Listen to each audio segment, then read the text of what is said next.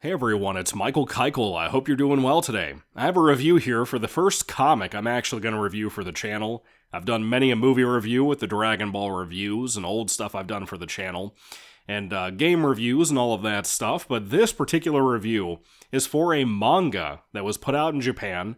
It finally got a release recently in the recent years to the US, and I don't think back in the day when it was coming out issue by issue that it actually had a US or Western audience release it all, as far as I know. Anyway, this is called Spider-Man Fake Red, and the story and art on this are done by a guy named Yusuke Osawa. Now, I love comics. I love Spider-Man. I am not a hardcore fan of Spider-Man comics. And that's kind of weird to say that, but I think there's a lot of people out there who have only read touches of the Stan Lee stuff that for me is the real Spider-Man. I would say my love for the variations of Spider-Man like 2099 or Noir, those are my favorites when I read Spider-Man comics. When it comes to the movies, I don't really prefer like Miles Morales. I prefer Peter Parker, especially the Andrew Garfield one. I've read splashes, like one volume mainly, of the Ultimate Spider-Man comics. When I've read other stuff, like the death of, is it Gene Wolfe, something like that? When I've read things like that, or random newer stuff, random older stuff from the 70s and 80s, I'm never super crazy about it outside of the color and the art style. That's usually it. I don't really think many of the stuff post Stan Lee really gets what Stan Lee was doing with Peter. Not consistently to me anyway, but that's also coming from somebody who doesn't read as much Spider-Man as he does Batman. But do know I've been a hardcore fan my whole life. My first ever VHS tape was a Spider-Man the 1990s animated series VHS with the Hobgoblin episodes. I've watched them religiously. I still watch that show religiously on my bootleg set. But anyway, Spider-Man Fake Red is a terrible title for what I consider to be the best book that I read this year so far. We're about halfway through 2024. I read this about 2 months ago, I want to say, on my other channel that's called Mr. Wild 194, where I review horror books, sometimes some thriller stuff. That all kind of is compiled into one genre to me. But here recently this year, I've been reading a lot of comics and manga, and I reviewed a lot of them on that channel. I'm going to have to re-review them for this channel, and this book, Spider-Man Fake Red, is one of those.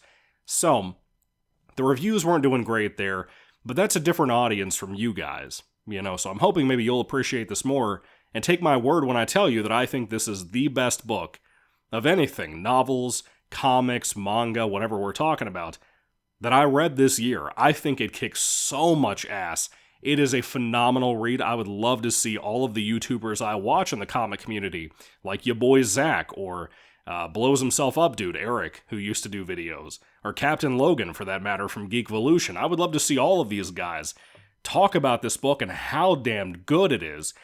It's something that with the stupid title that it has, I didn't really know what I was getting into with this. And I think a lot of people will love this. If you're a Spider-Man fan, this book was written not only as a legacy and love letter to the franchise and to Peter and Stan Lee, this was written for you as the fan. It's very much one of those messages, before I even talk about the plot, the title kind of gives this away, about anybody can be like Spider-Man, but there's only one Spider-Man, and I love that about it.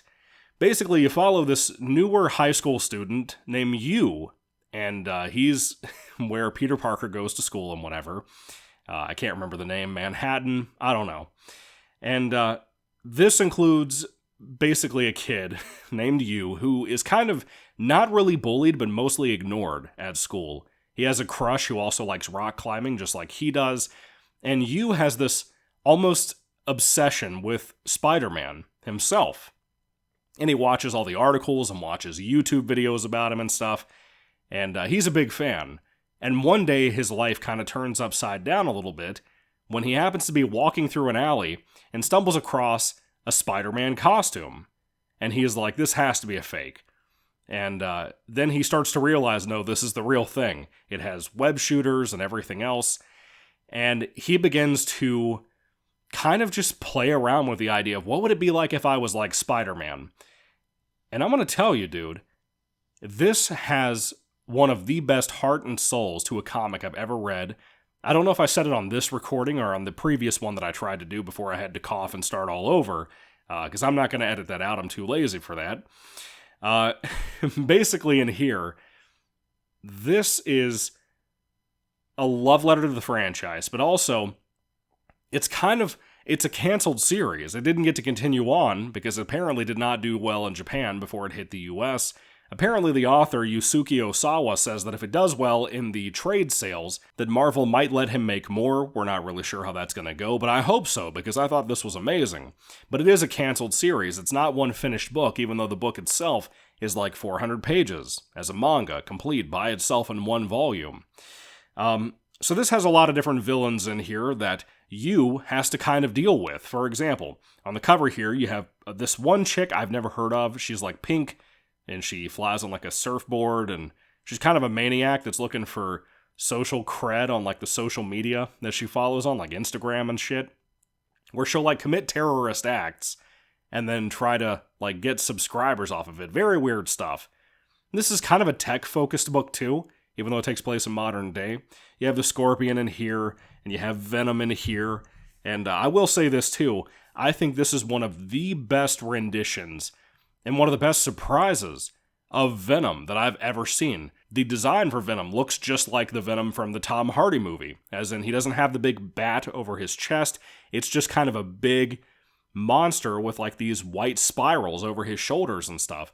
I love that design, I love the Venom movie design, or movies design, whatever, but you as a character, not you, like you and me, but like you, the guy that we're following here, I love him, man. I think he is one of the best protagonists that Spider-Man's ever had in the history of the comics as like an alternative, whether it be Noir, whether it be 2099. If you don't follow Peter Parker, there are not a lot of characters that I think are that great in Spider-Man lore. But for me, Yu is one of them. We have this one entry here with him in it, and he's great, and I love him. The attempt to be like Spider-Man in a very what would Spider-Man do slogan type of way is great. I love that. I love this heroism that he feels, this responsibility that he feels just having this costume with him and not even knowing Spider-Man, not knowing Peter Parker, never hearing of him. But there's also a story in here on the side about Mary Jane figuring out that Peter has gone missing. And that kind of collides with what's happening with Yu. That's probably why Yu was able to find the Spider-Man costume for that matter. We're not really sure what's going on there, but I'm going to tell you, this was such a great, surprising read. It was one that out of the bunch of books I bought that week, months ago, this is one of the ones that I was not looking forward to as much compared to the other manga books I picked up, like Berserk, which I've read, like Dead Company, which I've read, like Batman Justice Buster, which I also read, but it was not as good as this, let me tell you that much. I'll get to that in a moment, because I'm reading Volume 2 of Justice Buster right now. Spider-Man Fake Red, everything from the heart of it, to the main character Yu, to his crush, to the art itself, is just amazing, dude. I loved Spider-Man Fake Red. It may very well be the most Stan Lee type of book from the Spider-Man comics I've ever read, that Stan Lee never wrote. This is phenomenal, and I really hope that Yusuke Osawa, like I said, gets another chance to make more, because this was amazing. This was some of the best Spider-Man stuff I've ever read in my life, much less in recent years, which, if it doesn't tell you the people like, what's that guy's name? Scott, whatever. The guy that was writing Spider-Man for like 10 years. If it doesn't explain to you how careless people like him and just modern day Marvel SJW writers are, I don't know what else to tell you, because this was it was just perfect. It was magnificent in every way that it should have been. It was. If you haven't read Spider-Man Fake Red, I'm not going to sit here and ramble on forever more. I will tell you, if you don't read it, you are passing up one of the best, not only Spider-Man books you've ever read, but I would argue one of the best manga, one of the best comics you've ever read in your life. It is phenomenal, and I recommend it highly.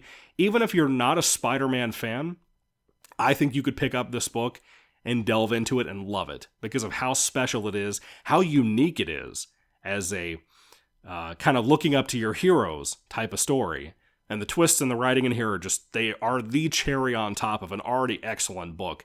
Within the first, 15 pages, this thing caught me up immediately. Out of 400 and had me not wanting to put it down. I finished the whole book in like a day, which does not happen very often to me, just so you know, whether it be with novels or comics or anything like that. It's got to be really good or really short for me to bomb through it in a day. And this is one of the best, easily. So anyway, Spider-Man Fake Red, have you read it? What do you think about it? I'd love to hear your thoughts and comments about this excellent read down in the comments section down below. Let me know everything you think, and tell me, would you want more?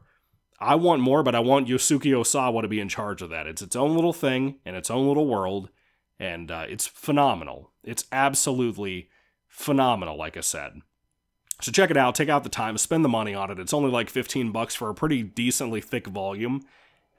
It's great. And even some of the pages in here are in color too, which is kind of beautiful, to be honest with you. So anyway, this might be one of the best Venom stories I've ever read too, so if you like Venom a whole lot, check it out for that too.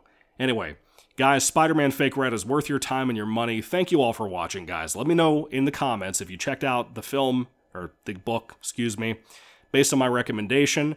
Let me know if you checked it out in general before this. I want to hear everything you have to say about it. Thank you all, God bless you again, and goodbye.